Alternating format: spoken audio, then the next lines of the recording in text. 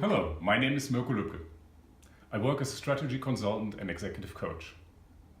So now you're asking yourself, what is a consultant or a coach? How would you explain that to your grandmother? In simple words, a consultant brings the toolbox and a solution. A coach explores and surfaces a solution. And both need to be the most together person in the room. We actually help leaders in organizations to find out and define what they want, identify options of how to get there. Then we help the leader achieve these goals, and finally help them to be successful in their role. So, how do we do this? There are 3 dimensions to focus on. The strategy design,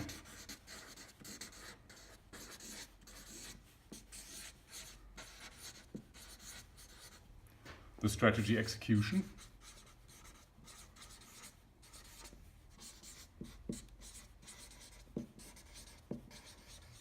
and the leader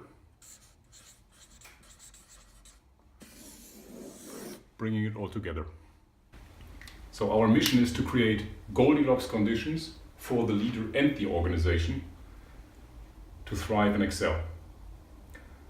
In other words, we elevate successful leaders and organizations.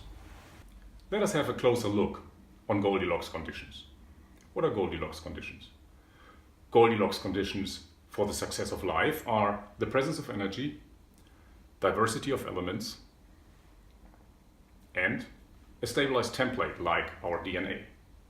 For an organization, creating Goldilocks conditions means to define and manage all the different building blocks of defining and executing a strategy well.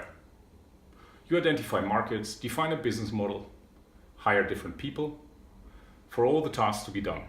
You create a culture and a formal organization. Actually, you build the DNA of your organization. Let us now have a look at a company as a complex system.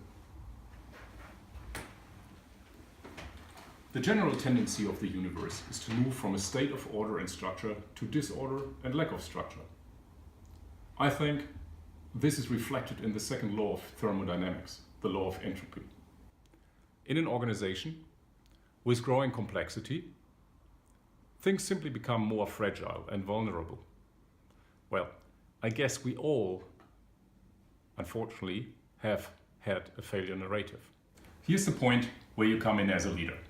Let us assume for a moment that you have a magic wand and you can create perfect Goldilocks conditions for your organization. What would be different? What would you need to do first? How do you align the hardware and software of your organization? How do you add value as a leader? In general, it is not easy to see what we do not like about ourselves or our company. Having said that, often other people can see things in us that the person in the mirror might not want to recognize. Today, this is what I do for a living.